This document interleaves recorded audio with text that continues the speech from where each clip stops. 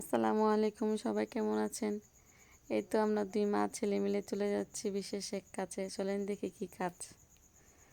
আমরা চলে এসেছি আমাদের গন্তব্যে। আমাদের ক্ষেতে কিছু কলা গাছ আছে, সেখানে একটা গাছে কলা হয়েছে, ফরমালিন মুক্ত নিজেদের গাছের কলা। ছেলেরা 4 দিন বলার পর মাশাআল্লাহ আজকে ছেলে রাজি হয়েছে কাজ করে দেওয়ার জন্য। এই তো আসছি আমরা মা ছেলে মিলে কলা কাটতে।